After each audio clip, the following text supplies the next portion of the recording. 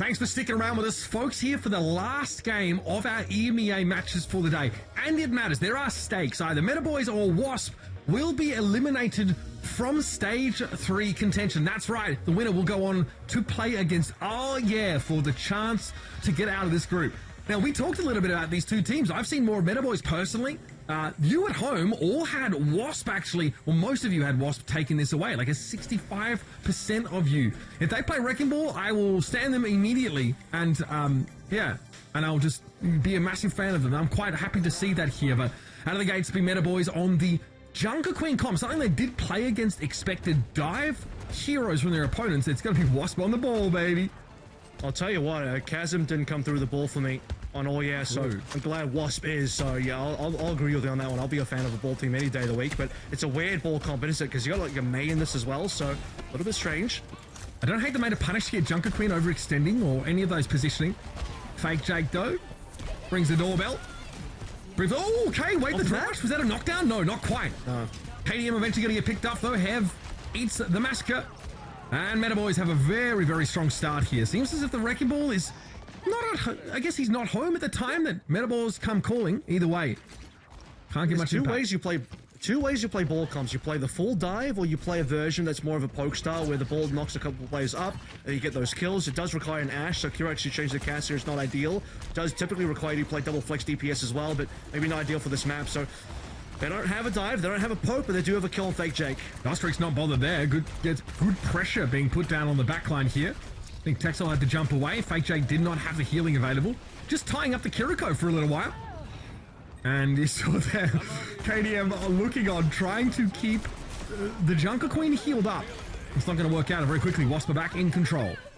I don't know if that's a read from Hev or that's just something he wanted to play anyway in terms of the May, but it's super annoying for Poro players to deal with. You see the Queen trying to walk up there, slowed down, frozen up, not quite frozen, but just slowed the entire way through, and that's not where you want to be as Queen. So a little bit of rough situation, and honestly, Queen doesn't play extremely well into ball either. It's just fine, but you can't punish the ball the same way you could if you were gone up against Winston. It's not quite a counter. That being said, though, still good all-in capability, still have the Venture here. Kitsune Rush. A good pressure. That's going to force Wasp immediately off the point here. There was the Kitsune Rush here from Wasp, but, I mean, they're not standing on it. They fully disengaged, so maybe holding on to that when it was time to return to the point and actually fight for it might have been preferable. And it will be a cleanup here for Wasp. Just a Wrecking Ball to stall things out. Of course, they are still in control for now. Ostrix being an absolute nuisance, but might turn this into a stagger here. What is bro doing? He's just like hanging out on the corner. Nobody puts Ostrix in the corner except himself, I guess. And he'll go down for that. And then he stays there. He just didn't move. He's just like, all right, I'm going to go down. KDM looked like he wanted to use a Kitsune to just counter what Texel was doing, but oh no, Wasp, they just weren't in a position to actually engage, and they just chilled. They just stayed where they were. Ooh, Ilpy, they're getting caught by the Tectonic Shock. Maywall eventually comes up here for Wasp, but the damage is well and truly already done. Metaboiz able to run Rush Shot over them here with that highly mobile composition. And both teams, I mean, the fact Metaboiz get a hold on the sound barrier, which is massive here. Coming to this next fight, Rampage is up for Poro plays. Yep. There is a Suzu and a sound barrier on the other side, so Rampage might not be the absolute best. Can also run into the ice walls while Hev times that one properly. Not seeing a lot of big plays out from Ostrix so far, and you kind of need to see that from the ball. Good Maywall. That's not bad. That's been lost for Poro plays. Brilliant Maywall, and then the knockdown of ICAV. Nicely done by Ostrix, and it all starts by forcing Metaboiz to play on the point. Wrecking Ball cannot really deal with this composition when they're out in the open, so drag them back with a contest, and then punish the Queen with a Maywall. This is a nightmare for Poro plays. Yeah, I'll ask and he shall deliver, apparently. You know, I want to see Ostrix make some plays, and he gets in there. Poro plays, goes for the Rampage, and doesn't get it through at all. It's entirely cancelled out. The double boop off the map, I mean, okay, Texel is going to climb back up, but ICAV can't do that, so... Oh no, in a situation where they have a couple of really useful tools now. Support ultimates on both sides. Here we go again. Once more, it's the attacking Kitsune Rush. This time, though, Wasp actually try to fight for it. The Maywall, though, makes it virtually impossible to do so. They get onto the point, but when most of that sound barrier has already dissipated, Ilpy gets caught out there in the open, and Kraxu falls to a swing of the axe. And this should be the round here. Wasp not really in a position to contest outside of the Wrecking Ball, who I think ate a hindrance grenade there. Still able to get away now and hope to trigger it once more, but Ostrix, doesn't quite have the route nailed down. You can just see that Wasp can't stop Metaboiz from going for the all-in play there. The double support ultimate is being used, and despite the ice wall being played, that's realistically the only thing they can kind of do to slow things down. As this looks like the Rampage Axe, is it? Yeah, Rampage Axe. Bro uses it on 10 HP. That's all in him. I'm sorry. That's, you can't be doing that, mate. That's not going to help you at all. So, after you see the May wall, you're probably cooked. You don't have a Baptiste composition, right? That would be an easy fix. Throw a lamp down and allow the queen to walk away, or at least have something with higher throughput. But you're playing Lucio Kiriko, which is fine. But in terms of getting you out of a jam, you don't have a lot of options. Aside from the Rampage, they still win. And the clear difference here for me is that Wasp can't defensively do anything against these aggressive all-ins from Metaboiz at all, because Ostrix is not a real tank unless he's engaging. But defensively, what is the ball going to do for you? Your entire four-man backline crumbles once the Queen gets Sound Barrier plus Kitsune Rush rushing into your backline. Yeah, in a 5v5, you have to be the aggressor with this Wrecking Ball style. And at least here, a really good point for ball to play around, one where you can guarantee for the most part that Metaboiz have to fight here. Okay, no worries. Easy little pile driver to make sure that Ostrix ends up on solid ground and not sleeping with the holographic fishes. He's taking a bunch of damage there. He's got to be a little bit careful. Waiting for grapple to be available. Stunned up briefly by the hindrance, able to walk away again, but to what end, I guess, is this for Oh No? Ostrix is taking more and more damage. It's getting harder and harder for KDM and LP to keep them topped up. That takes attention away from someone like Kraxu there, who probably needed some ministration, some healing, and Fake Jake come calling. And now they go aggressive. Why not? You have a player advantage. You force that May wall upon which Poro is on the wrong side of. Commanding Shout, though, keeps him in a pretty comfortable spot, and this will be an extended stagger now. You can just see how hard it is for Wasp because they take so much damage. They're losing every single trade in terms of the poke, and Ostrix himself is taking so much. And some of that is just due to just bad pathing. He's pathing through the enemy, getting slowed down and hindered sometimes. Grapple unavailable, and he's just chunked down to half HP. Another situation where he's super low, so can't engage. You need tempo on this ball combat. He doesn't have it. Yeah, and you also need probably to be split from your team and not have attention on you. But right now, every time Ostrix steps up, there's a knife that comes in from Junker Queen that will interrupt the Wrecking Ball. Here's a Kitsune Rush, so this is a very fast-moving Wasp composition. Commanding Shout here obviously can be combined with that Sound Barrier, but not before Fake J gets picked up. Texel also used the Kitsune Rush, so there's a layering of support ultimates here, and ICAV actually can't zero in on a target. Grenade there being used. Yes, LP will be brought to heal, and it's now Ostrix again, who turns up to the party far too late. It's too low to contest. Has mines way too late here, so he needed mines a little bit earlier to actually play into that fight. He's just died too often, hasn't had the ability to get any damage done. We've barely seen any successful pile drives, and basically count them on a couple of fingers, which is not what you want to see out of a ball.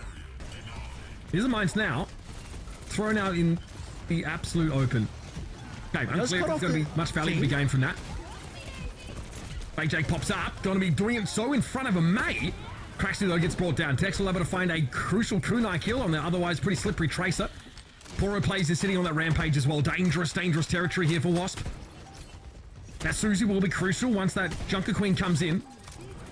No connect on the knife, but a little bit of poke now as that Wrecking Ball will continue to be a nuisance. It's about keeping Flipper alive, and how does Hef go down from that range? The right click there looked like extreme range from the Lucio. Oh, another one! And coming back in with a Tectonic Shock. Flipper's had a great couple of kills, and Fake Jake will catch LP with that ultimate. So Wasp, okay, points for style, or give them that, but in terms of getting real good use out of the Wrecking Ball, that's been a little bit harder to see here. Ostrix now in an awkward position, forced to leave the point. I'll tell you what, Mitch, you know, I'm a bit of a ball enjoying myself. I do enjoy watching Wrecking Ball, but unfortunately, that was not it. I'm a little too blessed to have seen too much Jumbin Wrecking Ball from Crazy Raccoon, and when that guy's on the ball, you see no mechanical errors. Unfortunately, looking at this game from, you know, Ostrix, way too many. He's just crashing into terrain. He's like a driver with the L plates on there, still learning, still trying to get his license. He's not quite ready to take on the roads just yet because he's just hitting all the cones, mate. It's not clear at all, sadly. He's just hitting all the cones. Yeah. Oh, there's so much entendre in that statement. I don't know if like foreigners understand the L plate thing, but yeah, when you're a learner driver in Australia and New Zealand, you have to put plates on your car to indicate that, and you have to pass tests. Oh, you don't indicate it in America? Not really, no. Sometimes you might have a sticker on your car. The learners just on the road? They're just like chilling?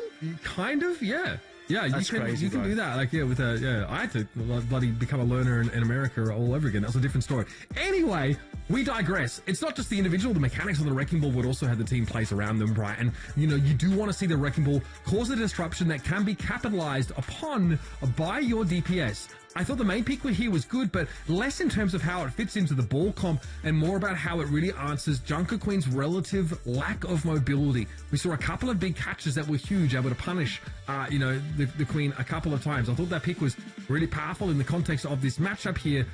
The Wrecking Ball, when it worked, it looked quite good. Look, you see this dive here, though, from the Queen's composition. That was the first fight, right? Charge in with that venture, knock them off. Hev just gets caught by an axe swing here.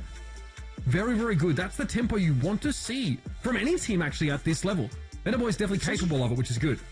Just so easy for Metaboiz to engage as well. I mean, the win conditions are so clear. Every time you have Shout available, everyone runs in at the same time, and they're not even playing the most optimal version of the comp because there's no Trace here, there's no Genji here. ICAV is on the cast, which is typically not what you would see with this combination. I think the cast is probably fine in the matchup that they do have because you're up against the ball, and it's way more annoying for Ostrix to play into the grenade, the flashbang, than it would be if, you know, maybe there was a Genji or Tracer. So that's fine, but it's just so easy to execute this Queen all-in when the ball on the other side. You need Ostrix, you need to be able to get these dives in properly, but it's not even the only thing. I've also said previously, you know, at the beginning of this match, it's like there's two, in my mind, there's two real good ball styles. You either have the poke style where the ball goes in, knocks everyone up, and you have your Ash and you're the long range, you know, whatever DPS, your double flexibles. They're all just shooting knocked up plays. You get easy frags that way. You also need the sight lines and good map for it. Or you're going to play the dive version of ball, or you got maybe a Tracer and Echo. You got something that's really dive heavy. You're not doing that with the Mei. It's just too weird. And we can talk about, oh, does Mei do anything versus the Queen? I'm not interested in what the Mei can do versus Queen. I'm interested in how Wasp can actually, you know, execute their comp and their win conditions. I'm not seeing win conditions, unfortunately. Yeah. And the Mei also isn't stop Pyro. Pyro's still getting in there. Yeah, Pyro obviously able to get in and basically, you know, still look to hit those knives. And, you know, I mean, essentially they want to be in the middle of the fight. And at some point, Wasp have to come to play. They have to step up and take that engagement here. So, we've seen Wrecking Ball from this team. That's what we're working with right now. We don't really know if that's going to be something that we see from them outside of these control maps. Maybe a dive comp if they have that you know, available to them. I will say that Metaboiz are probably going to opt out of dive mirrors and try and counter them if they can. It does mean that we see the Junker Queen picked up again. They did try and do that on control. That's definitely a way that they want to play control. But in general, they're definitely more than happy to play the Ramatra compositions. And we actually saw Ents mirror Ramatra and switch to Ryan against them. And sort of mix that up a whole bunch here. But for Metaboiz, the levers that they pull tend to be like switching between Tracer and Venture. You know, trying to make something happen there. We often saw, we saw aggressive tank play from Ents against Metaboiz. They struggle to deal with, like, chase torches, space creation abilities. We're going over to Blizzard World here, so it's definitely a map that lends itself to dive at times. And Metaboiz just, I mean, why have they called themselves this? Why have they called themselves Metaboiz? I don't know. It's an oxymoron. It's a full Polish team, by the way, just for a fun fact for those that want to support the team for whatever reason. But I actually thought maybe if you're Wasp and you want to play ball, Suravasa, in my mind, is one of the best ball maps available. Just go straight to the absolute best ball maps. Because I'm thinking, what are the good ball teams want to go? What are the teams that really play around the ball? What do they always do? And they go straight for the Suravasa. So that would have been my choice. Blizzard World is obviously fine. We've seen, even in the last year or two, ball being played here ever so often, so it is viable. And they've shifted their comp. Hev is off the Mei. I like that. They're now slowly moving towards something more representative of what you'd like to see surrounding the ball. All right, so it will be obviously Wasp trying to make this Wrecking Ball work on the attacking side. The Ash, like you said, maybe a little bit more suitable combined with this. Poro Plays wants to push up here, and by and large, they're ignoring the Wrecking Ball, trying to disrespect it. They're definitely worried about Kraxu's potential to follow up on these pile drives. And also be a bit of a nuisance in terms of this poke damage. Wrecking Ball can 1v1 backline. This is, wow, okay, ICAV just turns into a pancake. Ostrix finds he ends up being the follow-up to the damage done by his DPS. Either way, you got to get the damage in there. Poro Plays in, and maybe a bit of a situation here. Is burning down, but healed up. Ostrix again, look, he's just bumping into everything. He's like a pinball in a machine. Eventually brought down. I mean, those are the way the adaptive shielding changes for Wrecking Ball now means it's less of an individualistic ability.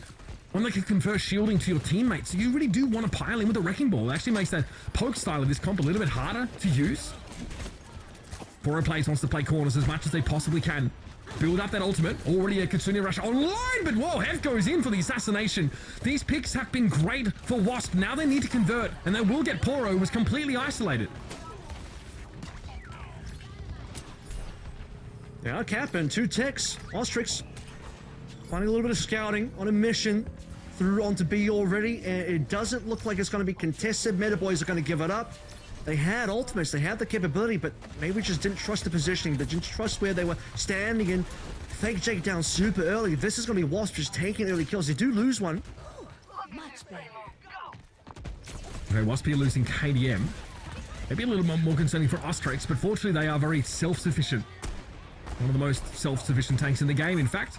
Poro Plays, though, gets to move up and play in this choke here, which is definitely what they'd like to fight, but it's about pressuring that Ash position of Kraxu.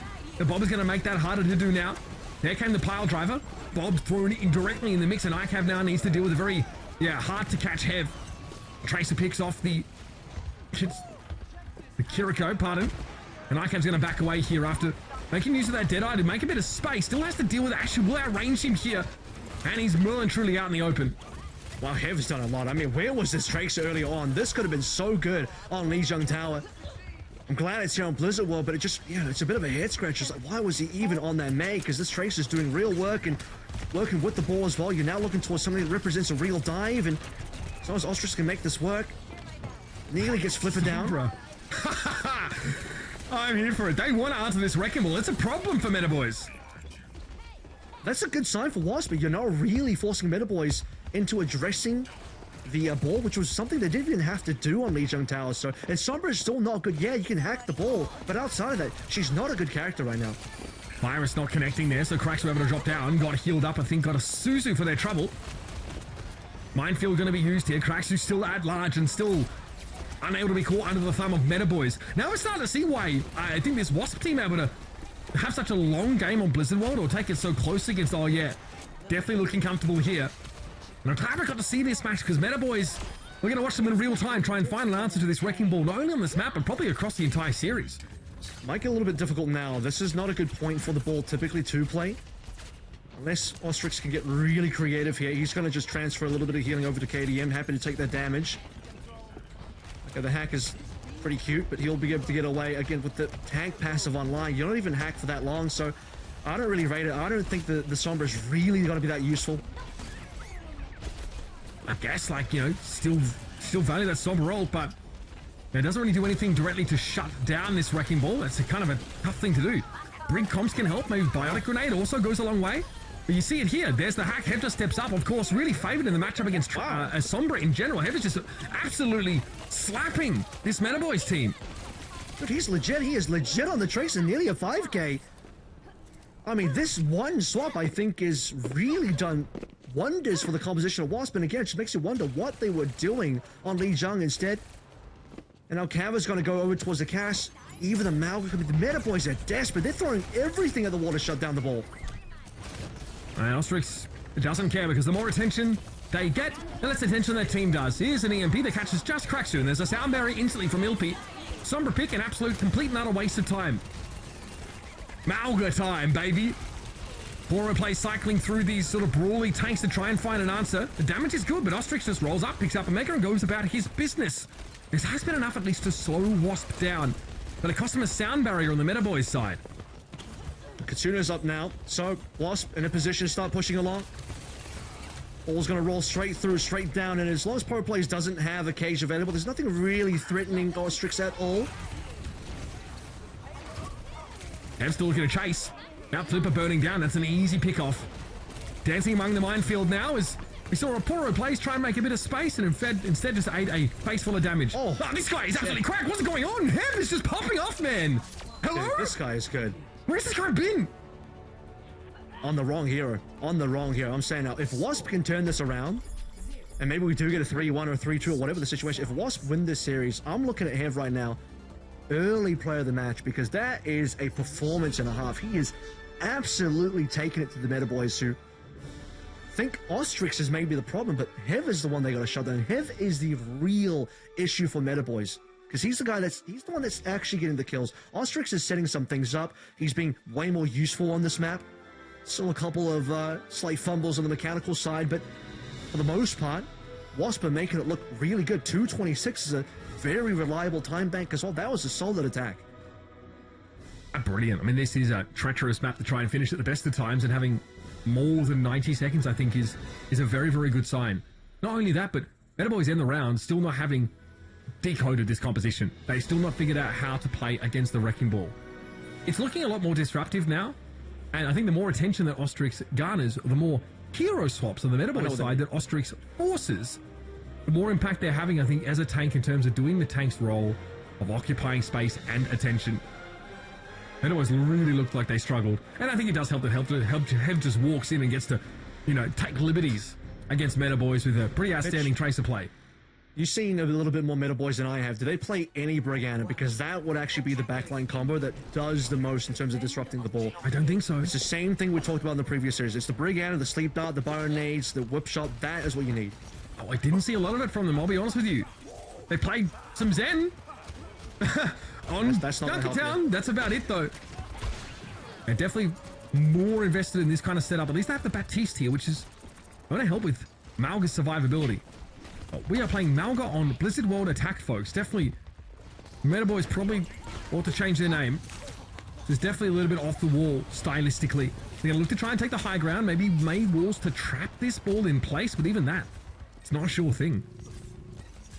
It's an anti-dive comp. They want to get towards the point. They want to force a dive to come on and then try and punish these divers again. Hev should be the target. If they can get Hev down, that would be the start. KDM, though, nice shot to Texel. That is the map gone, the MO gone. Okay, Tracer is gone, though, at the very least. Ostrix wanted to follow up that dynamite. Still good pressure down. Remember, this is a defensive Wrecking Ball setup here, so this pick's definitely favoring the Wasp side.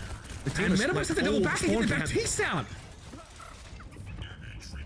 Yeah, this is bad for Metaboiz. They need to regroup with their members. They have to go back. They actually had a good angle.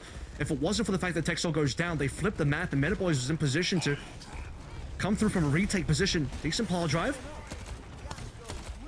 Okay. A lot of threat being generated there. Of course, Cardiac Overdrive already used, though, so not going to be available for the actual fight on the point itself. And for some reason, KDM's just looking for kills here with that kunai. He's able to bring, I think it was iCav or Texel, quite low. Flipper trying to garner their attention for as long as he might have to beat. He can't. It would have been an Ajax if he'd gone for it. Another great dynamite from Kraxu. Again, we talked about this. The heal pressure he can put down on a Lucio team can be devastating. They needed to think about a tempo beat, though. It's not about responding to the dynamite, in my opinion. It's like Flipper understanding that he might have a timing on LP on the other side, which he absolutely did. Possibly didn't realize that, though, because if they planned that ahead, it's definitely a tempo situation.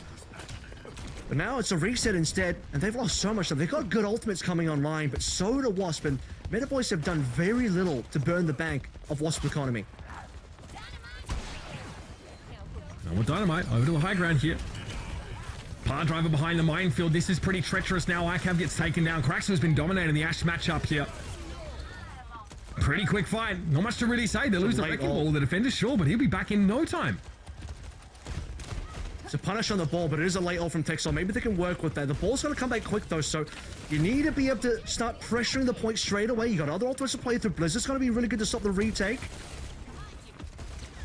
They're not really capping, though. They haven't managed to get the other players. Ostrix has been down for a while. He's going to be back now. I mean, how long is Metaboiz going to sit on this sound barrier? They've got to make a tempo beat happen here.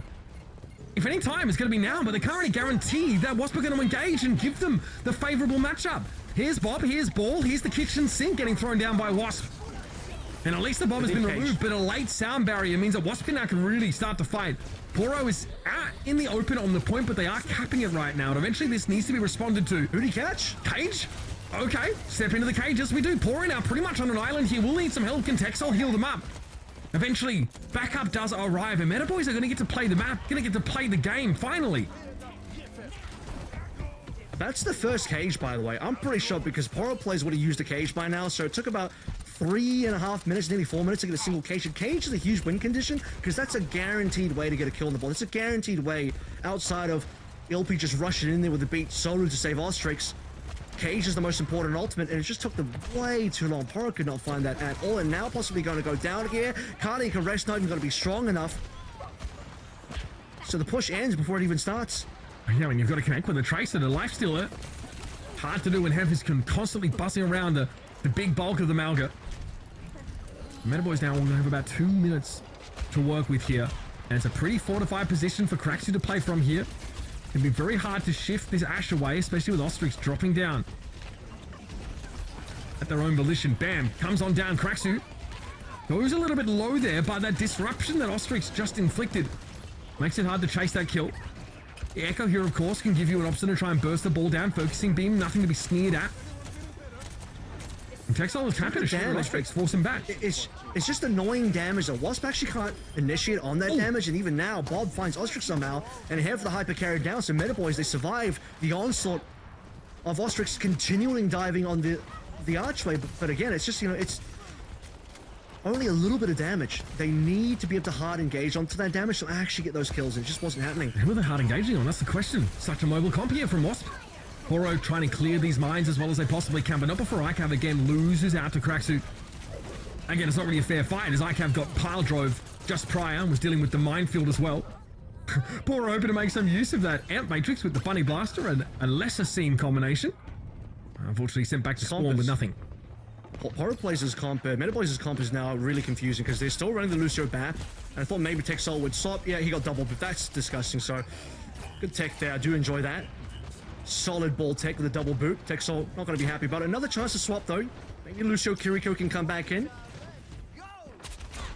Texel still on the Baptiste here, which is pretty average with Echo and Diva. Just quietly. You're allowed to play Ana. I just want to point that out. That's true. Doesn't seem to be of interest to Texel. Bob available here for Kraxu, who's looked really good.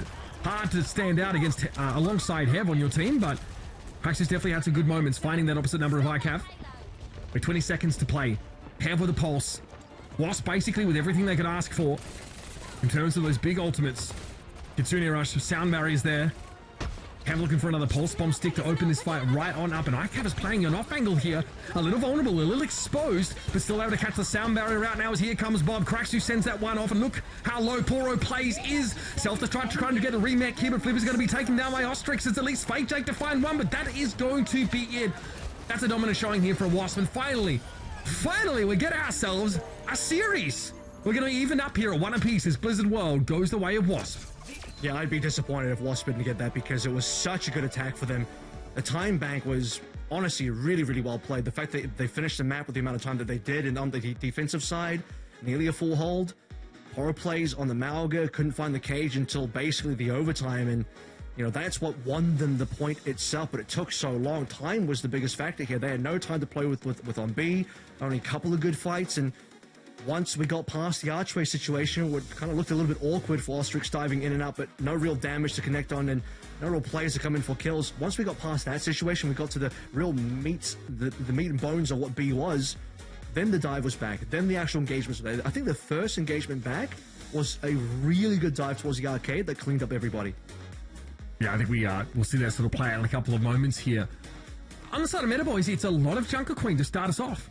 That, they feel, is their answer to the Wrecking Ball. They're still playing Lucio Kiriko, though, so it's a very mobile composition, but one that has absolutely no crowd control originating from the backline. They do eventually switch over towards a Baptiste Lucio play, and again, if survivability is their aim, that's fine, but they're combining that eventually with a Diva, which is pretty hard to keep, you know, Poro plays in the fight. They tried the Malga. That didn't really work out either. Hev just runs roughshod over them here in the last few moments of this round. Like you mentioned, almost finding that 5k. Ostrix showing so much discord in the ranks that Tracer just steps up and it's like taking candy from a baby. This was, I guess, at least where we saw Metaboiz get started. Horror plays just presses Q, really has an opportunity to catch an Ashe inside the arena. And Ostrix tries to dive on in, but it's pretty hard to get Malga's attention as a Wrecking Ball at the best of times. I would actually say the Queen is probably not a response to the ball. That's just like the composition that they feel comfortable playing on. Yep. Certainly works out for them on Lijiang. That's, again, nice ball take there again. I really want to highlight the double boop there. Is really nice. But on Blizzard World, obviously Queen has problems with navigating the height. all of that kind of stuff. And Queen doesn't particularly play well into the ball. It's just like an okay matchup where you don't necessarily interact with the ball even. You're just trying to get onto the back line. But as soon as we have the swap from Hev's Mei onto the Tracer, the tempo of the team, the win condition of the team, how much the comp actually makes sense, it completely flipped 180 in terms of where their gameplay was. And you get to see how different it was. So now Wasp have, to me at least, unlocked a winning composition for the rest of the series, and it's up to Metaboiz to really find the answer. And like I said, if they want to dig deeper into their pockets, Brig Anna with a dive. Brig Anna with an echo, right? With an echo, with a dive, the Tracer result. This is what you actually punish the ball with. People think, oh, let's use Sombra, let's use the hacks and the CC. You can't punish the ball with CC. You punish the ball by having the capability to follow up on really hard, effective CC, like the Sleep Up. But it's the Tracer, it's the echo, it's this ability to burn down the ball HP quickly. Yeah, exactly. And the Biter Grenade is a pretty big part of that here. And of course, Wrecking Ball, still very durable, of course, with that obviously a projected barrier, but he's changed now. He's actually, more supportively geared, can offer that shield to the rest of his team. I think we're still going to see it. And I don't really think that Metaboiz feel like the Brigana is the way to go. And maybe if we get a Flashpoint map, he might not be able to play it. Yeah, we might not really get there at all. We've seen Blizzard World just now, so that is Hybrid and Control eliminated. So there's obviously Flashpoint, Push, and Escort maps all to choose from. There's definitely room to play Wrecking Ball here on some of those Escort maps. And, okay, Metaboiz are trying to hard check this Wrecking Ball. They're trying to find the least clement map for that particular pick. And this Metaboiz team does want to go to this map. They actually chose this map in the second map of that ENCE series and just locked in a Sig Venture Widow composition. So keep an eye out for that. This might be one of the most anti-ball. I think this is, if I look across the entire map pool, I believe this is the most anti-ball map that is available in the map pool. So if you want to shut down the ball without necessarily swapping your comp, how about you just pick a map that the ball is completely garbage on? And Ostrix, he's still interested. Ooh, he's gonna bite. He's taking the bait. No way, he's going for this. That is sick. All right, big fan. Man, we have the double flex support as well, but is Ana Baptiste? Okay, makes sense with the Wrecking Ball.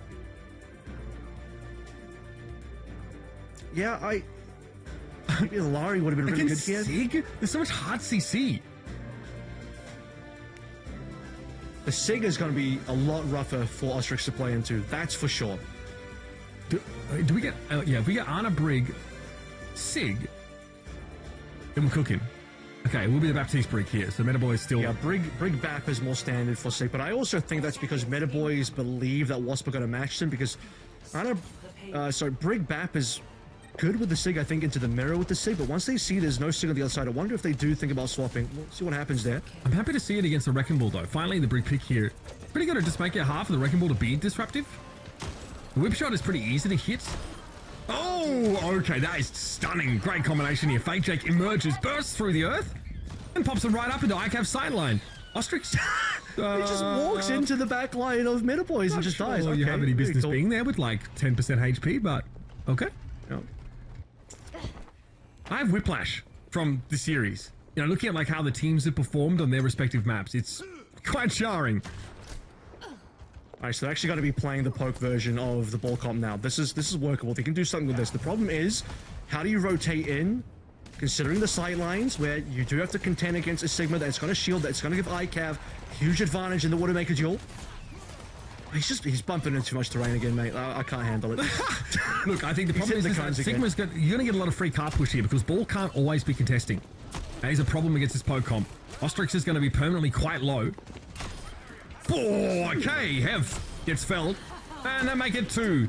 ICAV waiting for KDM and knew the prescribed spot for that Ana to play from. 3 would have been absolutely stunning, but I think this is more than enough here for Metaboiz now. Working his Circuit Royale to perfection. And that first checkpoint up pretty early in the round. I don't even think Ventures typically play very often on A and B. It's a hero you swap to once you go over to C. Versus Wasp, the Ana is in particular quite punishable. That's your target. You're not really diving though, but what you are doing is kind of similar to the ball combination. Fake Jack's going to dig underground, launch the Ana into the air, or maybe the Alari even, and ICAV needs to find that shot, maybe with Tech Soul. So it's a similar thing to what Ostrix needs to be doing, but it's Metaboiz that are actually getting the combo off. And Kraxu Widow. Been pretty quiet. ICAV obviously with the infra side here, so Kraxu will remain quiet until that has expired. Here comes the ball. Ostrix gets a nano, so extra durable, and ICAV just disintegrates. Now, there's the moments like that. The Wrecking Ball can absolutely take those solo fights. Now empowered by the Data ability. Step back in, pick up some health. With a minefield available now to follow up this pile driver. No one really standing inside of it though. Tech's not able to fold out towards that left side and keep Poro Play standing. They are sitting on a gravitic flux here, so if Wasp start to group at this trigger, it would be their downfall. Metaboiz still have so many ults here. This is still a very good attack. No one's gone down. ICAV has range. QXU has nothing to play through, 0 sightlines. And now a flux to finish things off if required. Captive Stun from Ilpi. Yeah, no real chance to capitalize on that at all.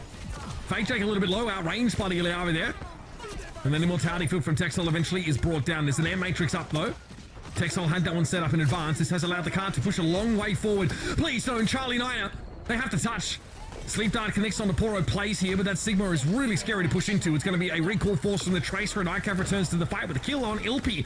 Here's the Wrecking Ball now, doing his thing. Unfortunately, this is really just cosmetic and doesn't actually have great effect. Poro Plays happy to body block here to deny the touch, and there it is, 2 checkpoints, 4:30 to play. Speaking of cosmetic, here actually pops the Infrasight there as well, so just gets to watch the entire Metaboiz team walk through. Red Silhouette's capping the point. What a waste. And it is going to impact QXU's ability to play into ICAV's Infrasight a little bit later on, 4 minutes plus in the time bank. It is plentiful for Metaboiz to finish the map with. And we're talking about the fact that Ventures is a pick you typically see on C point. Well, we got past A and B, so this is where Venture's actually gonna be strong now if the Venture wasn't already good. ICAV aware of approximately where Ostrix was waiting. Looking like Shelob up there in the rafters. Always have to be wary of the ball, who again gets the nano, and we know that ICAV gets insta-burst here by this. Yeah, nothing that could really be done about that. Ostrix has bought yet another minefield, or built that up, rather. In a good position to pressure Flipper, whose shield is about to break, which means they will be picked off. Nice little solo play there for Ostrix with the nano. It's not bad there. Usually Nano Ball doesn't really give you anything, and that's another problem with running Ana into this composition. First of all, doesn't really do anything to counter anything on the Metaboiz side. But more importantly, you don't have good nano targets at all. So the fact that Ostrix got as much done as he did, to be fair, it was on ICAV. You went Nano Ball versus probably the most susceptible target in the entire Overwatch roster, which is going to be a Widowmaker. Now ICAV has the sights open. QXU swapped off the Widow anyway, but yeah, no one better pick this. You're not going to get anything from Ilpi here, surely. Yeah, just a brief look out. ICAV hoping to punish it, but that Infrasight is now expired. Pulse they're missing as Hobbs keep and jump over that by Flipper, who pops the rally instantly, and Hev says, I don't want a bar of this. We're now down to 2 minutes and 50 seconds here for Metaboiz, but they are careening at rapid speed towards the end of the map, and KDM has picked up the Zen here. Oh, it used to be a common component of this Wrecking Ball composition. And Flipper gets blown up on the minefield. Metaboiz still 4 alive, but without the healing of Flipper. Mike just want to reset. Fake Jake decides to commit and is instantly punished. Ostrix wastes no time. Still a few members caught out. Metaboiz stuck in the side room. They're going to get cleaned up. This is going to be late deaths. Staggers as well. That's what you need if you are Wasp, to slow things down, because we were looking at a 4 minute plus time back, moving in towards C. Half that time is gone now, and to speak over towards the Zen as well, Mitch, yeah, you do actually start to see some Zen play come through on the C points. FD God obviously stayed on the Zen for Game of Gladiators on Blizzard Wars C, but your back is against the wall means you can't get flanked. Even with that accretion, catching Ostrix out, he does not care. He just rolls away to safety, and now can continue to harry from the rear. Kraxu here on the Cassidy, both DPS, hit scan, DPS rather, switch over to the Cassidy. Okay. But KDM does get caught out. See, Fake Jake goes upstairs here to try and win that fight out, but Cassidy can outrange the Venture here. And Ostrix came to the rescue pretty quickly. Fake Jake again goes upstairs. We hear a captive sun go off elsewhere. That's Ilpi throwing that one out. And in a pretty safe position to look to detonate that debuff. But it was Fake Jake who found Kraxu in the end, returning to the high ground, just battling out against that Cassidy.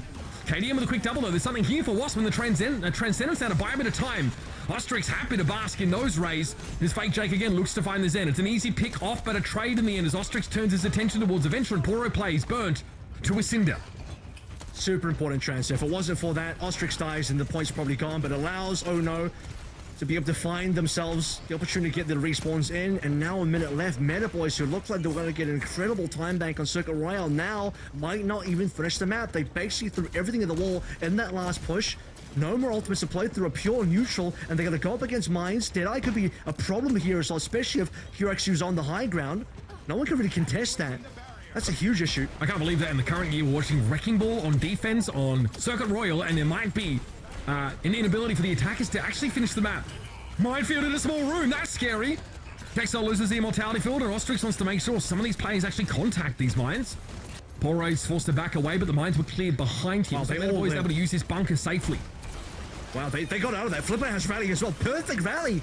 Big buyer though on Poro and Flipper. That rally not doing anything for the Brig right now, but no follow-up here for Wasp. Hev stunned up briefly, and Ilpi's under a lot of pressure. This Deadeye from Kraxu gets interrupted by ICAV. Nice cleanup. Metaboiz now in the dying moments of the round should be able to finish off. Hev just walks into that one, apparently. Should be able to stall for overtime at the very least here. Ostrix, yeah, gets the touch, finds overtime. Was looking healthy until now. Kraxu switching over to the Genji to try and stall this out a little bit longer, but Metaboiz finished the map at the least. You see in the side room, that was all it took. Metaboiz surviving against the minefield being deployed. I mean, that could have been the end of the push. But a defining win straight into a rally, a 5-man rally. Your entire team is grouped up. Perfect situation, and on top of that, then the rally bash onto Ostrix to confirm the kill. I mean, you couldn't have asked for a better line of play. And as far as the Bionade is concerned, it did slow things down, but a rally is, again, a very good tool for that. You can't heal through the Bionade, but you can add green HP, which is what Metaboiz was able to do. They just had barely enough strength left in them to finish off that map, but it got scary there, Mitch. We got into the OT, and Metaboiz were not confirmed or guaranteed to be able to actually finish things off at all, but Wasp, I don't know, were they not able to kind of aggress onto the minefield, not aggress into the side room, just weren't able to walk in? Too much shielding, too much threat from Metaboiz despite the mines. I think the Brig clears them, right? They clear all those mines behind the Sigma, and it's only Ostrix that is actually able to push that Sigma back. Just use the flail, I guess. I'm a little scared to see a Sigma comp here from Wasp. Yeah, I mean, how much they've... I know, funny that, right, isn't it? Usually that would actually herald a positive change. Yeah. But here I'm not so sure. Maybe no confidence. Because strangely, the ball was like sort of working. Right, I mean, there are enough high buildings here to, A and B is a different story, but C was kind of... You have flank routes, and you have the high buildings to get there. Thank you, Ostrix. Okay. All is right with the world. They are back on the wrecking ball here, but it will be corner play for the Sigma. And the wall there by Hev to try and make it hard for Metaboiz to fight out of this bunker they have erected. Like Hev. Very dangerous there. And Ostrix now can obviously swing through, and with enough speed can just roll into this Cass. There is a health pack here. Ostrix wants to try and occupy that, so the Cassidy cannot. ICAV goes down. KDM was able to follow up. And Ana Lucio here for Wasp. And they managed to pick off the Cassidy. Remember, the spawn advantage is big, but Fake Jake looking for a solo kill. Buys enough time for KDM, though, and might be able to set up a trade here. Yep, Ostrix, big brother, comes to the rescue here, makes it a 1-for-1. Then slowly, Wasp can trade up in the map. They're trading up and pushing at the same time and building ultimates. Now you're going to start to see the potential for some leads to come on through. Texel, at least is going to be able to match on the window on the opposite end. A couple of late respawns here. Ostrix will check the timing. Probably doesn't want to go for a 1v1. It's not going to be a 1v1 for long, that's for sure.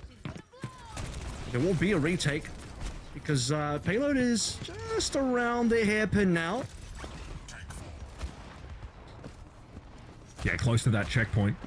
Metaboiz forced to drop down on top of it, but no one can really pay any attention to Ostrix here, who I'm not really sure what they're doing. Some acrobatics there. They want to try and contest. I think ICAV might know that there's an Ash here, but the Mei is pretty threatening. The wall there didn't catch the Cassidy, though. That was very close for ICAV. Soundberry now, and it's going to be a tempo beat play for Wasp as they try and charge forward here. And with a Bionade, that is going to make a very vulnerable composition for Metaboiz to run into. Rally is active here, and Ilpi was brought down, but yeah, that was nice. With Poro Place finally eliminated, another big Bionic Grenade from KDM and a Nano Boost available. This checkpoint is here for the taking, and they get it. Metaboiz really wanted to fight that. Flipper even drops in the rally. 4v5, I believe, but Poro Players just ate every single piece of utility on the front lines. It was minefield into a pile driver with the Blizzard in play as well. No getting out of that with Poro Players down. Metaboiz can't contest.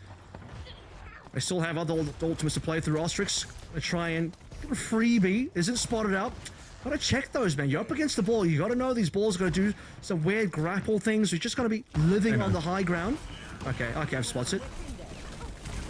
Okay, Ostrix drops down with plenty of warning as well, and there's still not much that Metaboiz can do about it. He has created a lot of space. That nano boost there is definitely a force to be reckoned with, and it puts the fear of ball in Metaboiz. Another pile drive, another connection, Poro down to half. He'll be looking to try and get some value out of a Gravitic Flux here. It's not actually a very mobile team in sort of Ana, Ashe, and the Mei. There should be a decent opportunity here. That shield has to be used there to stop the Bob damage. Up comes Fake Jake, but doesn't get the knock up on Hev. Doesn't really set anything up for ICAV there. Oh, but Ostrix does get caught out. Yeah, finally they get a kill, and Ostrix was really far out as well. Metaboiz, they were looking at Fake Jake pushing into the Wasp backline. It was 4v1 at that point, and ICAV is not going to walk through for additional cleanup. With Ostrix down, nothing to stop Metaboiz from walking up. Lots of ultimates that they won't have to use in this fight, unless something goes really wrong. They shouldn't. Yeah, they're safe. That was ugly. That was a very ugly fight. Because Ostrix starts off by getting a nano, gets thrown in there. KDM, to their credit, has already almost built up another one. Probably on virtue of just pumping this Wrecking Ball with heals. I'll finish the sentence for you. Now, of course, whilst we're close to a Blizzard as well, to play off of that. Gravitic Flux still hasn't come out until now for Poro plays. Where's it headed? Ice Block can be used for main. KDM never touched the ground. A 3-player Biotic Grenade, though, was the parting gift, but no opportunity for Wasp to make use of it. The Flip will be on 1 HP, but still surviving. KDM uses the Flux to get a good angle on the Biotic Grenade, but as mentioned, there's just no dive pressure coming through at all. I really kind of just want to see Hev maybe back on towards a Tracer. You're seeing a huge difference here where Ostrix is making a lot of solo plays in, but there's just no follow-up. There's nothing else on this Wasp team that can really push forward and collect the damage of the CC of Ostrix is doing. And ICAV outranging, outpoking. Wasp can't even rotate up. Another buyer there on Poro plays, but the Immortality field from Textile is just what the doctor ordered. This is getting a little awkward now for the Wrecking Ball comp. They are struggling. It's tough for Ostrix to get in and out safely. We've noticed that they've been getting picked in a few of these fights. They struggled on B as well. I mean, the ball wasn't a good look on these parts of the map, so it was only on C that the ball started to find value. And they're not going to make it to C if they don't get some move on, because 145 left to go. Not a lot to use. There's another ball nano. Again, no really a lot of good nano targets, and he can't get anything done with this. Yeah, Ostrix just kind of frozen up there for a time. Hev is about to find Fake Jake, so that's a start here. That's just a straight ice kill. And there's a Blizzard available. If Wasp can close the gap enough on Metaboiz here, they have a chance to hold him in place. No big ultimates for Metaboiz. They're definitely in a power trough here, and that wall is great. It catches them out. The follow-up of the nade is there, and finally Wasp get the fight they were looking for. This will get them into the last phase of the map. They'll have just barely enough time as well. What, they're going to get 240 or so after a couple more cleanup kills. Late deaths. Just under 240. Just got to finish the map. Oh. I mean, Blizzard can have a lot of value. You got to get to the end, though. You got to find that Blizzard timing once the payload's towards the end of the map. Blizzard, otherwise, how are you going to get aggressive here? Hev has to walk up against all of the poke damage. Metaboiz, they're going to have high ground here. They're going to have a lot of defendable positions. Ostrix, he's trying to set something up for the teammate. You can see that KDM's already followed up on towards the pool. Fake Jake gets out of there with a drill rush. The soft sides, though. Okay, they're not pushing. This is the problem. Oh, Wasp need to go back to the payload. Yeah, I mean, they need to... I guess they're looking for an advantage here in this fight, but I don't see them finding one. They're playing out in the open. Are they scared, I guess, of the Cassidy? Metaboiz happy to stay on the card. They're playing a signal. It doesn't matter that they have pool control. Wasp need to get payload control right now. No chance to make use of the bio. They're so split. Fake Jake gets a bit of damage on the emergence on the KDM. But the minefield claiming the Baptiste might be something here. Wasp can just... This is messy. Oh yeah, this is Clown Fiesta Overwatch right now. Ostrix finds another one. ICAV gets picked off. Fake Jake not garnering much attention for the time being, but that's about to change. There's no other options to pick off. Wow. Wasp eventually come back to the cart. They actually clutched that one out. Okay, they got it done. I mean, we had multiple fights kind of happening in multiple places on the map. A little bit of tiny Overwatch happening, and the winner of that tiny Overwatch is going to end up being Wasp, at least for now, but still time is a bit of a factor. They got to finish this map. It's going to end up being OT. We're going to see double OTs here. 0 on the clock for both teams. That's assuming Wasp can actually finish. They do have some good ultimates. Again, Nano not going to be amazing, but the Sound Barrier and the Blizzard, the closer we get to the finish line, the better the Blizzard is. No minefield opportunity here to punish Metaboiz for playing inside this small room. KDM, though, looking for an up-close and personal Bionade. They've been a big part of starting these fights off. And yeah, Blizzard for Hev catches too. The backline frozen stiff. And this should be then a with time completion. Oh, wow. Or It what? is. Yeah, it's just a venture here left to stall things out a little bit more. Frankly, it's quite good stall. Oh, with 3 people on the card here.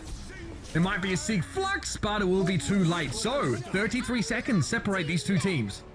Huge. I mean, this is the type of situation where Wasp kind of turn back time and they say, we lost on the side room before. Metaboiz used that to get the cap on their own attack. This time on our attack, we'll make the same play, similar, inside the side room, but the addition of the Mei blocking things out, playing the Blizzard. And I said, the closer we to the finish line, the better the Blizzard is, and finds a situation where it doesn't have to be the Blizzard on the payload. It's going to be the Blizzard on the side where Metaboiz is caught out. No one can run, I believe, like 3-4 plus members all frozen up. So a huge number of kills, and the payload was pushing at the same time. So it's not even like Wasp overcommitted to the side room and forgot the payload. They were pushing while they were winning, and then still had Bob and Nano and Soundbearer to finish things off with a 33-second time back advantage. It's probably not going to be the biggest difference here. It is a 50% plus difference, so, you know, it's significant in that kind of way, but 1 minute to 1:33, you're roughly looking about the same type of push here, and it's all going to end on A. It might give you an extra fight, potentially, but the likelihood of pushing past this first stage of the map is really unlikely. It'll definitely be an overtime if they are able to. And Wasp, as an attacking team, can't always stick to the cart that well because the wall wants to leave it. See Metaboiz on the attack first. Fake Jake showing us what you can do with Venture here. And ICAV had some brilliant shots to start off. Remember, capitalizing on the knock up of the Venture to get those easy headshots. Expecting QX to be able to jump up there. Ostrix is, he's deep. He's looking for the flank, and he finds himself, I was going to say a lonely Widowmaker, but not lonely for long. No, they were definitely expecting Ostrix to turn up.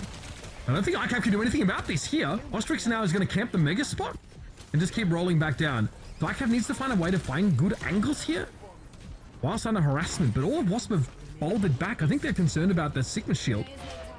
So they've allowed this card to push up quite significantly here. 20 seconds left. No real fight yet in this round, and Wasp eventually going to have to start one up. Yeah, they have to. It's on them. Metaboiz, they're happy to just continue pushing with us. So Wasp are giving up ground. And every single time, Ostrix has to fall back because he's on half HP. More ground gets taken. Also, he looks to drop back a little bit. There's the pick. It's Kraxu from Wasp. Finding the Baptiste of all picks. Finally, the Widow strikes. Now, can he do more? Under pressure from ICAV on then high ground, but KDM gets that healing in, and with Poro as low as they are, without that healing throughput, this is ugly. Dexel switches to the Kiriko, so it's a quicker route back to the fight. And Fake Jake at least is able to find the Widow. No Widows left, no presence on the cart, no chance here for Metaboiz. They're brought to a halt. There's not a lot of distance. That is extremely winnable for Wasp. And Mitch, are we really going to see Wasp win Circuit Royale with a ball? And he played ball the whole way. He didn't swap off a single time. It was 100% ball gameplay. With 133, it is so doable. I wonder, maybe Poro just goes for like a Malga right now. Is it possible to find a cage in that time? Can you just go for a pure counter dive, knowing that Ostrix probably is never going to swap? Because if they go Sigma, I mean, it could work, but it's also a risk. It's not guaranteed. They didn't push enough at all. This is a very dire situation. I mean, Wasp are definitely coming out on the wrecking ball. There's no doubt about it. There's just a limit to how much ground Metaboiz can afford to keep quite normally this Sigma comp without actually having a full fight. Happy to back up to that last corner before the checkpoint and then fight there. They don't have that option anymore. You're going to notice the golden box of victory is on that first corner. So that is the second fallback position for this Sigma composition. I would have really liked to have seen maybe a brawl composition, something different. They can play for a spawn hold, something that's really good on this corner. Look, they can delay a wall in this corner. I do believe that, especially with ICAV on the main. This is a delay tactic. Okay, this strategy allows them to basically just stop the payload moving past the corner at all. Have can lock them in there with the main wall though. We saw that from Wasp on their last attack. But I don't like the win conditions. It's still hard for Metaboiz. You can certainly get locked in, like you said, and how are you supposed to really fight? Wasp don't have to push out. They just have to keep pushing the payload if they can. Cracks it with a little different angle here. Doesn't opt to play that left side. Okay, Ostrix able to walk out there. So the main switch here for ICAV. Disruptive, but they don't have this long-range pick potential. Wasp can deny them a proper fight, and that is a massive bite grenade. 4 players hit by that, and instantly it has to be an immortality field used by Texel. Yes, it keeps him alive. Ostrix's a little bit low, needs to respect that May damage, and in fact doesn't, but the wall gets thrown up, so the cart's going to make some progress.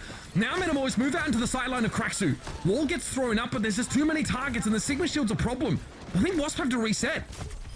They do, yep, and they're losing members, so this is not going to be a fast reset. They might lose a little bit more. Fake Jake dying here is a problem, but Venture does come back pretty quickly. They have to buy time. If they can get one more kill, they will buy that time indeed, but it doesn't look like the Metaboiz will find anything else here. Payload is still kind of just stuck outside this room at the moment, so Metaboiz continue to stall the payload. Already got isolated! Another bio-nade. The wall came up. Great wall from Hev, by the way. Splits off the Sigma and allows for a massive 3-player biotic grenade for KDM, but they give up their life to do so. The honor is down, but a blizzard is used here. Wasp need to get this push, and a golden box of victory is so close.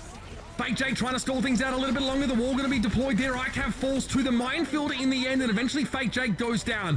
Poro play switches to the Wrecking Ball now, looking for the answer, looking for some stall potential here, and the shielding is pretty darn good. Flipper comes in, but it's going to be the object of attention here, and just ends up inting to buy Poro plays a little bit of time, but there isn't any opportunity for the rest of Metaboiz to come in, and they switch to the Wrecking Ball comp. A little too late. Wasp take away the map. And that was a very fun overtime to see play out. The big May wall from Hev, whether it's Tracer or May, taking the game over. Yeah, I think the May there from both sides is really interesting, but at the end of the day, we already knew that Wasp have played so much of this May, what they can actually do. You can defeat this kind of like close range comp with the May if you can outplay them with the walls and also have that a Blizzard, which is what Hev did. ICAV was super far away from that Blizzard, and that ends up being the win condition. And as I said earlier, I just think it's super hard for Metaboiz to find a win condition. You can't just stall and turtle inside the house forever. You eventually do have to find ultimates. You have to find some sort of damage. You actually have to win a fight at some point. And I would have liked to have seen Metaboiz try a brawl composition, but they trusted the Sigma. They trusted their ability to maybe just hold up in the side room. They certainly can't play a normal Sigma defense because their own attack was just too shallow. They couldn't get around the hairpin. They couldn't actually stop the payload. They switched to a May, so they can't really deal with the Widow that effectively could eventually find picks past your shielding. Yeah, well, they swapped to it because they wanted to play like that side room, but yeah, it locks them out from doing anything else, and they're all in on that one sort of gimmick, and it is a gimmick. I came here from Metaboiz, this Widow pick at the very start of the game. We actually saw that Zen Iliari composition from the defenders, so a lot of fun picks here through this series, but it's Wasp that are really trying to mix it up. And they stuck to the Wrecking Ball. They legitimately won Circuit Royale with a Wrecking Ball that they didn't switch off. I mean, I don't think I've ever seen that. And I've casted this game for too long now. Far too long. That is pretty incredible stuff. I love the May switch up here. I think for him was pretty effective. As much as we enjoyed the Tracer here. Just, knowing that the enemy comp is going to play together, it sets up fat bios. Look at this one. That's just one example of the many fire grenades that KDM gets to throw down because of the wall that Hev gets to deploy. Really nice little combo. Not one you always think of, I think, is like a particularly synergistic move, but yeah, I'm glad we get the Ana highlights here because I was really happy from KDM over the course of this series. They basically ended up playing like a weird dive where Ostrix goes in and ultimately just speeds KDM in there as well, and we actually got that clip at the end in the side room towards C where the Bionade was played through, but also the Bionade is what set them up for success on this time bank as well, because you'll notice the Bionade got used straight away onto 4 members, forcing the mortality field. That was step 1 on the checklist for this Wasp team to win the time bank, and there it is. That's one of the many Bionades, but there was certainly one massive 4-man Bionade at the beginning of the time bank. And this series has really started to deliver now, with the small exception, of course, of Samoa. We have seen this Wasp team look incredible, and that map pick of Circuit Royale was absolutely Metaboiz trying to shut down the possibility of a Wrecking Ball comp working. They have now been proven wrong. Wasp have now played Wrecking Ball on Circuit Royale and have won this series. So your options are what? Push. You have Push to play with, and you have Flashpoint now. Yeah, and Flashpoint, all pretty good for Ball. Servas is still on the table. That is the coup de grace right there, If it ends up being, even if you go towards a push and you win that, and then Wasp get to just pick Servas to end things out, that's a problem. But then do you really want to just deny the Servas early by going to New Junk City? Then you enable whatever push to be on board for the side of Wasp, and New Queen Street, typically a pretty good ball map. Risapi's probably fine as well. I think all the pushes are reasonably okay for the ball, so there's nothing left in the map pool to go towards to force a bad situation on the map, and if you couldn't beat the ball in Circuit Rail, I don't know where you can go anymore. Metaboiz are going to have to figure it out, folks, one way or another. They need to stay alive in this series and force a map 5. It's their map pick once more. Is there anything left they can go to shut down the threat of this ball? Only one way to find out, and that's to stay tuned. See you after the break. All right, we love a bit of suspense, right? And I think we've achieved that here by dragging this pre-game out pretty extensively because Meta are featuring on the edge of elimination from OWCS Stage 3 EMEA. That's right. One loss here will see them exit the competition, and Wasp will have secured their chance to fight once more against OWCS for their chance to make it out of the group into the main event. It's been wrecking balls, it's been balls to the wall, it's been balls from start to finish. The sun go up, the sun go down. Ostrix hasn't been switching. We might see a change up here. No, he's just trolling. Stay on the wrecking ball now as we head to New Junk City for map 4. Is that a real Junkrat? It is a real Junkrat. Kaya lives on in Wasp. I mean, oh yeah, still there as well. The Kaya's there. Coach Gurkmeister is here with the Junkrat play still, don't worry. Yeah, Gurk might have to look at this VOD and see what QX is going to be doing with this, but straight away, Ostrix waiting for the high ground play, and as expected, look, I did say power plays might want to look towards the Queen. Indeed he does. Yeah, the Junker Queen's going to be picked up here. Kraxu definitely needs to be mindful of getting dove upon. But ICAV doesn't want to get comboed and blown up instantly here. As Remote Mine come up a bit short because Ostrix made too much space for Kraxu there. Still, portal plays get slammed by some of these grenades here. Notice the spike traps are being thrown down pretty consistently by Kraxu. As soon as you catch someone with that, you are laughing. There's going to be ICAV first of all. Loses out there as Hev is able to strike the final blow. The Metaboiz are in control of the point early here on account of having the comp. That's far scarier to fight in a pitched battle. Fake Jake's forced out of the action. They've sustained super well here as well because Wasp are heavily down in terms of HP. Hev did get an opt-in trade. In terms of kills, power play a little bit low here. First ultimate's about to come online. It's double supports from their Metaboiz and a kill. Yeah, there we go. The shield being conferred over to Wasp here, but Fake Jake basically ignores it, doesn't care. Kraxu and KDM fall, and Metaboiz are actually looking like they might have this flashpoint dead to rights here. One more fight, and I'm using air quotes here because Wasp don't really have enough time to have a full engagement. Not now, anyway. The junk definitely wasn't really helpful for Wasp, and Nuckyrex is going to go back over towards what he's known for, the cast. And we did talk about the fact that if there was one place to bring out the main that was going to find value, it is the first point on Arena. But Hev, with the Tracer, does that pulse bomb, takes a bit of damage, though. Is there going to be a read contest or not? It's unlikely. The Wrecking Ball can get there at the very least. There can be a touch. Kraxu here is an off angle, but loses his opportunity, missing 4 of those straight shots here. Any one of them could have put Texol under some serious pressure. Ostrix here, the gatekeeper, trying to prevent Metaboiz from getting in, but they've already taken Kraxu down. Ham at least is able to respond and deal with the mobility element of Metaboiz and the sound barrier as well.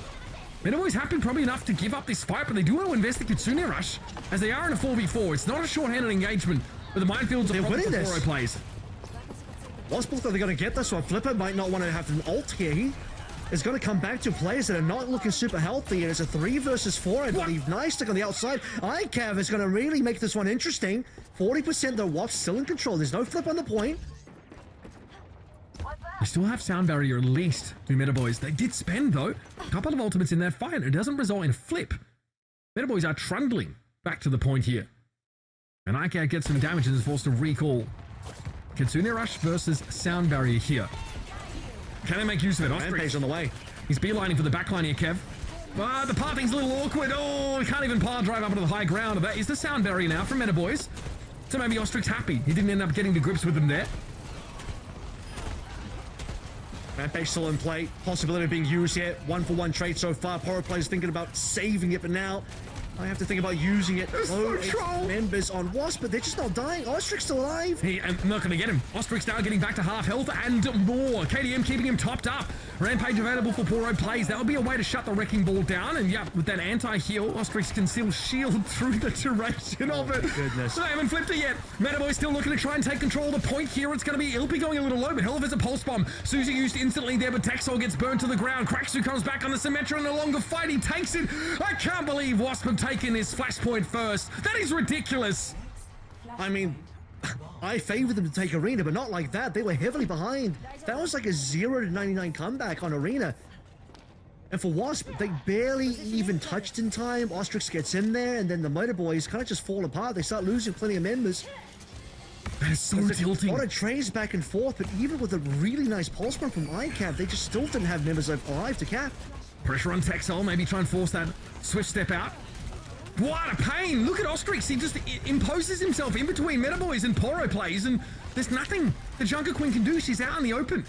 Eventually gets burned down by the Tracer damage. And now Metaboiz, I mean, this is a great stage for Wrecking Ball to play on, by the way. Bomb flats, you have a lot of options here. A lot of axes from which you can engage.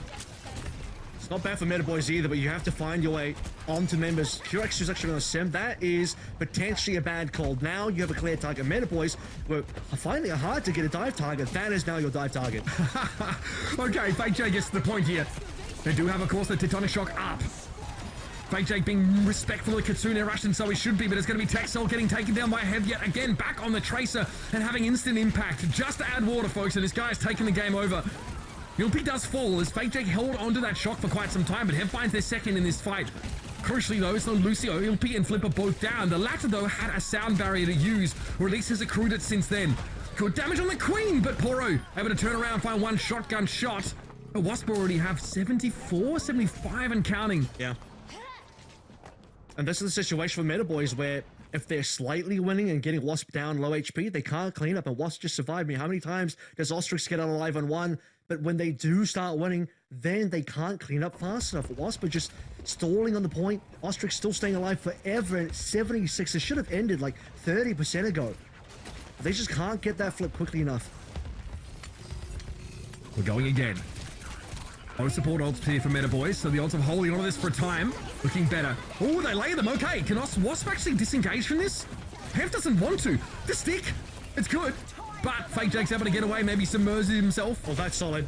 Nice bio, or rather the anti-heal, excuse me. That one, of course, was the Rampage from Poro. Yeah, Cracks who end up just bleeding out from that one. A little bit confusing for Poro, though, and caught up in the corner by the spinning the Wrecking Ball. It's Hev again, capitalizing on the utter chaos being wrought by the Wrecking Ball. Another successful fight for Wasp, and that starts with double support ults from Metaboiz, and Poro plays hitting a big Rampage. You can't be losing those.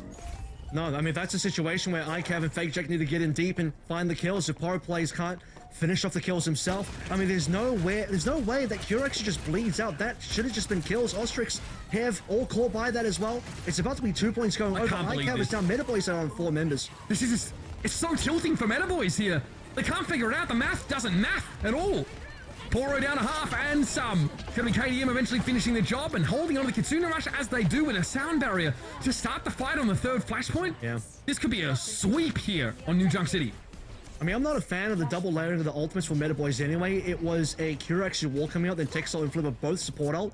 That wasn't amazing, but the Rampage should have been the nail in the coffin to at least get a fight when that was incredibly one-sided for Wasp. And guess what?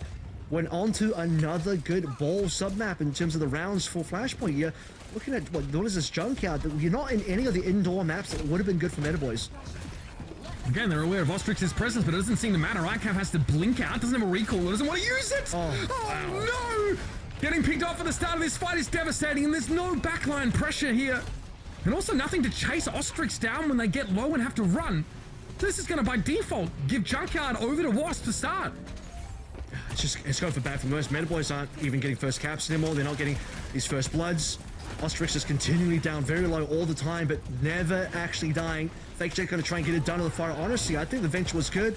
I don't know if it's worth the swap. We'll see. Oh my god, and he drops the knee as well. I saw that, Hev. I saw that. Had enough APM left over apparently to drop the bag. 32%. Sound barrier still sitting in the hands of Ilpi. The Faria, not that easy to interact with for Ono's roster, and traditionally it's very good against the Symmetra. But here comes that sound barrier now. And ICAV is so far away from the fight. I wonder why you're even beating here at all. Yeah, that was a little strange. I think Wasp wanted to go for something like a tempo play, but that is so easy for Metaboiz to disengage from. It does buy you time. Ooh, it buys you a kill as well. Cracks you down. Of course, the probably inadvisable to stay on the Symmetra here. Something that can at least answer the Farah. He's going to stay on that pick for the time being. Still a hearty 82% and some for Wasp here on what would be the last flashpoint if Metaboiz can't turn this around real quick. I mean, you don't even need to push this now. That was a little aggressive. Hev ideally doesn't die for that. But 92, even 82 would have been last fight territory. They're going to try and chase him down. Can they get a trace? That they do. And Hev is punished for his greediness to try and push that to 92 unrequired. Yeah, I mean, one more fight wins it here anyway with how quickly those points tick up. It just doesn't matter. Lots of ults for Metaboiz. In a good spot. I mean, they're in a good spot to actually get this round. They should be able to take this 1 and 2 and take us to one of those indoor points, finally. Yeah, if they can actually connect, because they've struggled to lock down some of these kills. We have had all these outdoor points here for the second and third flash points. Bomb flats into Junkyard, a little bit of a rough roll. Here's the Deadeye. Ostrix shields up instantly, tries to disrupt. ICAV holding on to it, and long enough to take down the Wrecking Ball. That's big. Wasp might have to back up on this one here. And they do. No further involvement here from blue side. It's going to be tough. I mean, Hev could go for the touch, and Ostrix is quick enough in the ball to engage. It's just going to be tough. It is going to be a very difficult re-engage. The pulse would have been required, and Hev down. Yeah, that cannot be a contest now, surely. The VAR is a problem. Oh, there's no way to touch this. You're going to throw up the sim wall here, but the sim has been pretty useless against this comp. Good damage. Okay, ICAV in trouble. There might be multi-kill here for the sim, and Kraxu gets 2. There's something here. Rampage Shoes there, and he'll be the only one caught out by it. He's able to shrug off the anti-heal, but it's too dangerous for Kraxu to find a bloody Junker Queen. Still, they bring Fake Jake down. Now the terror from the skies has been neutralized, and Poro plays there's nowhere to go, and Metaboiz crumble at the last moment. The comp ostensibly looks to be stronger, but they have no real way of touching here. They're going to bow out of the OWCS, not with a roar, but with a whimper, as Wasp sweep them on New Junk City. Glorious fashion as well. Wasp losing map 1, and it didn't look good. You're thinking, oh, this is going to be another 3-0. Wasp cannot compete here. But then you have one single change. Hev moving from the Mei onto the Tracer, and suddenly Wasp look much more competitive. And as we move through the series, Wasp go from strength to strength. Circuit Royale, which probably shouldn't have been their map win, but they persisted. The perseverance to make the ball work against all odds, and then a final shot in the dark. Can you get the queen back out for one last hurrah, New Junk City? And multiple situations, even that last 5 minutes, we're like, oh, this is the one. They're going to get a point. It's not going to happen. The sim wall is massive in that fight. And we see the perspective of the Wrecking Ball. I think it's looking like a support and the Cassidy, like back towards the front of the sim wall, and Kraxu's like bzzz, just lasering them down there. So really great little play. Yeah, 2 kills for the sim, and even though like Kraxu goes down to the Junker Queen, they have enough people left over. The comps didn't matter so much. Like you should be able to counter out this comp in theory, but this is a team in Metaboiz, Danny, that did not know how to shut them down. So no, Ana. Where's my freaking Ana play? I mean, you guys mentioned it, right? When they first started in Lijiang, I mean, Metaboiz seemed like they had an answer to the Wrecking Ball, but then, you know, that was it. After that, it was just all Wasp, and, you know, that Wrecking Ball just, you know, coming out in a big way for the win. Yeah, I mean, we saw the Venture play here at the start of the series. I quite like that from Fake Jake. I actually think the Venture is really interesting. The Wrecking Ball doesn't do a whole lot here. And Metaboiz have like a decent feel for it. We see Hev on the Mei, and we're asking ourselves, like, what is the Mei designed to do here outside of maybe punish the Queen? That might be it, honestly, and that's fine. But when we start to get onto some of these Wasp map picks, we realize, wow, they are really solid at this comp. And Kraxu is very good at capitalizing on the knock-ups from the Wrecking Ball pile driver and the general disarray. Look at that double boot tag. Yeah, it's very cute. I know Kevin's a big fan of that stuff. But, yeah, and look, they won on one of the most hostile ball maps here. And it wasn't in spite of the ball. The ball actually contributed to their win condition quite frequently. I think that's really impressive. This Mei wall here is very punishing. We saw this a bunch of times when the SIGCOM tries to bunker up. It sets up these fat bio-nades. This is the map. I think this was the map that really swung things around. You start to believe on Blizzard World, but Circuit Royale is like, okay, Wasp have got this. Wasp's in the driver's seat right now, and it really just doesn't really matter what happens afterwards, because all the push maps are going to be okay for ball. Both the Flashpoint maps are going to be okay. One of them is going to be extremely good for ball. If you can't beat the ball in Circuit Royale, really there's no way where you're going to be able to beat it. And I'm happy to see they did go towards the Queen one more time to make a run of it. It does kind of bring into question what happened to Lijiang, because if you could replicate the same success of Lijiang on New Junk City, and I think there are similar enough points and situations where you maybe could have done that, then yeah, you could find yourself in a map 5. But I think there's just a lot of learning here for Wasp as well to get past that first map and build that confidence and suddenly realize, you know what, you can just sort of outplay Metaboiz using whatever you want. They didn't even need the Mei for this map. Hev going back over towards the Tracer and doing wonders once again. A really sick player. Swiss player, I think. So one worth keeping an eye out for. Hev really, really dominant. And also, it's really fun to see these, I guess, non-conventional, I guess, compositions once in a while, right? And like making them work against a team like Metaboiz. I think that really makes the groups very exciting for me, at least. The contrast between SRP Check playing Ryan and getting absolutely pooed on, and then Wasp actually able to make this Wrecking Ball comp work over the course of this, I think is important, right? Yeah, different levels. What's that? Why is Europe full of these one-trick teams? What's going on? I feel like we've just seen so many. Enjoy it, Kevin. What's wrong with one-trick? It's entertaining. I'm curious. I'm not attaching negativity to that. I'm just curious. Sorry. So because you spoke about it, we assumed you attached negativity to it. That's the problem. You know what I mean? That's the problem with being a very.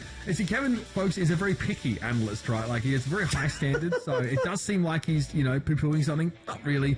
But in matches like these, right, where we are dealing with like the third and fourth place teams in a respective group, I'm really happy to see teams stick to their guns and also try something new, right? That's fine. Yeah. And also, I mean, we're seeing on screen the player of the match, and Kevin, you called it early in the series. It is going to be Hev.